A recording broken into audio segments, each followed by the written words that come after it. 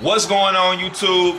It's your boy Pierre, aka Big Stacks Porzingis, the #1 Knicks fan in the world, aka Mr. Know-It-All. And in today's video, I'm gonna be answering one of the most asked questions about me. I see it in the comments, I see it on Twitter.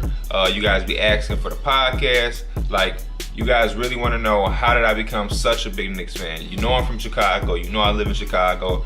Some of y'all wondering, have I ever lived in New York? Some of y'all wondering, do I have family in New York? Do I have any ties in New York?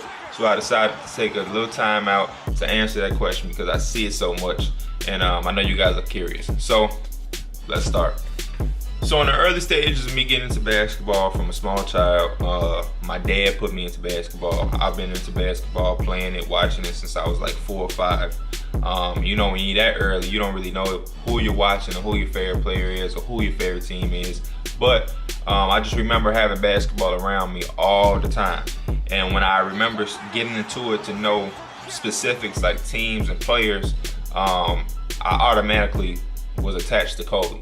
Kobe was automatically my favorite player. So it kind of made me a Lakers fan just because I was rooting for Kobe all the time, and they were always winning. They were always going to the finals, Western Conference Finals, playoff runs, and things like that. They came on TV all the time. You know, the Lakers have always been televised, one of the most televised teams ever. So growing up, I was never really a Bulls fan to begin with because when I was young and coming up, it was after the Jordan era, and they were pretty kind of bad, and then they got like average. They became like a playoff team who was making it like this, you know, the 7th or 8th seed, and they didn't have Derrick Rose, Chicago's son. So it was a team that had like Jamal Crawford, Kirk Heinrich, early Luol Deng, you know, No Shioni, guys like that. So it was never a star on the team to make me gravitate to be a Bulls fan. I remember watching a lot of Bulls games because they came on TV because I'm in Chicago. But as far as like being an actual Bulls fan and having jerseys and things like that, I was never like that. I went to Bulls games to watch the great players. Like I remember going to LeBron James' rookie game when he came to the United Center. You know, things like that. You know, that was my benefit of going to watch the Bulls. When I had a favorite player coming to town, or they were on TV and they were going against an exciting team. Like I remember watching the Bulls game and watching Jason Richardson because he was a highlight reel at the time, dunking on everybody. So I remember watching the Bulls versus Warriors for that reason. Early in my life, as a kid, it was definitely Lakers, big Lakers fan. I had Kobe jerseys, you know, white one, purple one, all my stuff was Lakers. And then, you know, as I got older, and I started to have this dream of going to the NBA because, like I said, basketball was so big in my family. You guys can even ask Trail, my cousin. He's even talked about it in some of his videos. My dad is a big-time basketball lover. He was a big-time basketball player back in the day. So that's what he does. That's all he talks about, basketball, basketball, basketball. And he kind of passed that down to me, my brothers, and my cousin Contrell, and we kind of the same way now. So because of that, I had this dream that I was going to the NBA. At a certain point in my life, probably like 1st, 2nd grade, around that time of being a Kobe fan and watching the Bulls a little bit, I had developed this dream that I was going to the NBA, and it was nothing nobody could tell me. I used to do projects in school, you know, or little essays about what I wanted to be when I grow up, and teachers would definitely tell me, like, do you not have a plan B, or, you know what I mean, that might be too unrealistic and things like that. And I would always tell them, like, nah, I'm going to the NBA. Like, I didn't even think about it being so young, about being rich and famous. It's just that I love basketball so much and I love playing it so much that I really thought I was going to the NBA. Nobody could tell me I wasn't going to the NBA. And when I started to fantasize and dream about that, I would try to think of what team I would want to play for. And I didn't want to go to the Lakers because they had Kobe. And I didn't want to go to the Bulls, my hometown, because they had Jordan. I didn't want to play in anybody's shadow. So that's how serious I was about going to the NBA. As I was thinking, like, I don't want to go to the Lakers because they got Kobe legacy. Don't want to go to Chicago because they have Jordan's legacy. And so I was trying to think of what team is a big market that has never had like a mega superstar at the guard position at least. And the Knicks was that team. I'm like, oh, the Knicks, they're in New York. Madison Square Garden is historical. The best player they probably had in their franchise is like Patrick Ewing, because Bernard King and Walt Frazier, they're so old that it's like people don't really talk about them too much. They talk about them when it comes to points scored in the guard or anything like that. But when you hear people talk about top 5 shooting guards or best players ever, I really don't hear Bernard King's name being brought up. I don't hear Walt Frazier's name being brought up. But when we talk about centers, you might hear Patrick Ewing. He did take them to the finals once, so that was their star. But even in Patrick Ewing, I don't feel like he was a mega star. They got Melo, who was like an actual superstar and had some stardom, but of course that didn't go right. And that was years after I decided that I wanted to play for the Knicks. I thought I was going to the NBA. I had this fantasy and dream to be drafted by the Knicks. New York is a big city, in Madison Square Garden. I just had an infatuation with Madison Square Garden. That's kind of how I became a Knicks fan also, watching them on TV. And I just love the atmosphere of Madison Square Garden, how it looked. And their teams, when I was young and I was watching them, their teams sucked. At one point they had like teams full of like random people all the time. They had like David Lee, Nate Robinson, Jamal Crawford, like just the most randomest players you can ever imagine, and they just put them on a team. They had like Larry Brown as the coach, Isaiah Thomas was the coach once. The team was always coached by big name coaches, but the roster was just full of average people, like the most average players. They never had like the star. Stephon Marbury was an all-star, but at that point he was like a nutcase and was just like too big of a personality to handle, that it was getting in the way of his stardom. So they just had like a team full of random people. They had like, yeah, Marbury and like Eddie Curry after he was with the Bulls and didn't really do much. Nate Robinson, like I said, David Lee, Jamal Crawford, what's the dude name? They got into the fight.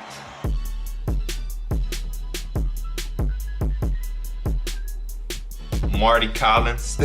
Yeah, my bad, Marty Collins. Just a bunch of just thinking about that roster makes me want to go look back at it real quick. But I'm not even gonna do that. I'm gonna wait till after the video.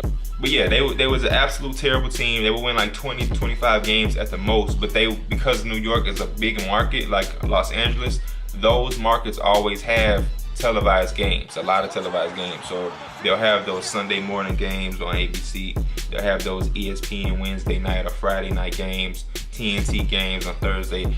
Big market teams are always played on TV, no matter what, because people are gonna watch. And the Knicks will play on TV because they're in New York, and being so terrible, it would still be a packed place. It would still be sold out. Spike Lee and different celebrities would still be on the court side watching, and that was something that I liked. I loved it, and the fact that I was watching those teams and they sucked and they didn't have anybody, it just made me fantasize and dream of wanting to play for that team, like wanting to be the #1 pick for the New York Knicks, and thinking like that team is so garbage, but it's always sold out, it's always got fan support. So if I came there and can win and bring them a championship, I can't imagine what it would be like. If the stadium is packed when you suck, I don't know what it's gonna look like when you win a championship. You know what I mean? It's hard to imagine. But anyway, yeah, I fantasized about going there. That's a team that I put my heart and mind on, that I was gonna get drafted to, or wanted to get drafted to, and like live this perfect basketball NBA career story where I'm like an all-star. I win multiple MVP awards. We're going to the finals. I'm winning. I'm hitting the game-winning shots. All that stuff that you think about and dream of when you're a kid, because that's what you're supposed to do. Dream big always. But over the course of time and the course of me having this dream and fantasy, I began to like root for them and actually become a fan and kind of like get involved and know what's going on, because that's the team I want to go to. And then over the course of the years, that only made me become an actual fan. Little did I know I was kind of becoming a fan. And once I began like becoming a fan and realizing I was a fan, it's not that I was hiding the fact that I was a fan, but being a Knicks fan wasn't the most popular answer, you know what I mean, to give somebody. So I wasn't like the biggest open Knicks fan. We didn't have a star, like I said. We were just a team full of random people. So I wasn't going around waving a Knicks flag or anything like that. I was still just like, yeah, I go for the Lakers. I'm Kobe, you know what I mean? Or I like LeBron. I wasn't going around like, yeah, I'm a Knicks fan, blah, blah, blah. But then we got like Gallinari, Amari Stoudemire, we had like Wilson Chandler. So it became like, okay, you know, we had Mike D'Antoni, who had the Suns running the gun, and so we had some excitement going on. So then it was kind of all right to be a Knicks fan. And when I told people I was a Knicks fan or I liked the Knicks, they weren't caught off guard, like what? You know what I mean? It made a little bit more sense to them. And then of course, we got Carmelo Anthony. And then a lot of people around me, and like a lot of my friends, they became Knicks fans too. You know, J.R. Smith had came back from China after the lockout and was trying to decide, do we want to go to the Clippers or the Knicks? Because Chris Paul and Melo are his homies. They both are godparents to his daughters. And then when he came, it was just like the best thing in the world. We had JR, Steve Novak, you know what I'm saying, Raymond Felton, Jason Kidd, Tyson Chandler, Rasheed Wallace at one point, Kenyon Martin. We just had a crazy athletic former All-Stars, current All-Star in Carmelo, energy off the bench with JR, shooting threes, Steve Novak team that was just beautiful. And yeah, it made me be able to express how I really was as a Knicks fan when we had that little team going and they had some little playoff runs that didn't turn out to be much, but it was kind of the one time I've ever felt as a Knicks fan where it was popular to be a Knicks fan. Now it's kind of getting back popular because everybody's about to jump on Chris Stapp's bandwagon and just be in love with him. So it's about to be kind of the same thing. But I don't think people are going to be Knicks fans. I just think people are going to be big time Porzingis fans. But yeah, that's all basically how I became a Knicks fan. I thought I was going to the NBA, trying to find a team that I wanted to go to, fantasizing about it. The Knicks were that team. Once I figured that out, I wanted to get a little bit more involved and more in tune with them. And I began to watch them a little bit more, which made me root for them. And then over the years, from rooting for them and getting in tune with them, I slowly but surely became a fan. Then we got guys like Amari and Melo, which made me a bigger fan, a more open fan. Then we started winning, which made me like a super, super big fanatic. I'm watching every game type fan. And to now I'm consider myself the biggest Knicks fan ever. And I don't think it's gonna change. I'm here for the long haul. I was here when we sucked until we got superstar players. Didn't work out. We went back to sucking. Now we have another superstar player emerging in Porzingis. And hopefully we're gonna be winning. But even if this season does a complete 180 and we go back to sucking, I'm gonna still be here. And that's just what it is. There you have it. That's how I became a Knicks fan. Nothing crazy. I'm not from New York. I've been in New York. Still haven't been to Madison Square Garden or to a Knicks game. So I'm waiting on the day that happens. Like, share, tell a friend to tell a friend. If you're new to this page, subscribe. Leave a comment. Let me know what you think about how I became a Knicks fan. Let me know how you became a fan of your favorite team, because I'm sure it's more crazy stories than just mine. Leave a comment about what you think I should do for the top 5 series that I'm resume to doing next week, and leave some suggestions for this week. What y'all want to see this week? I don't have anything like planned or anything I gotta do. I know I'm gonna drop some. I'm gonna drop a list for some NCAA freshmen who I think are gonna be good and some that are gonna be under the radar.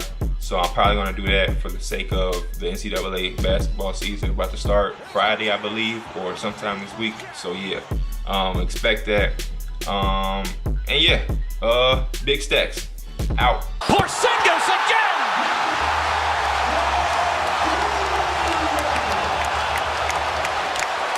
That brought the crowd to their feet.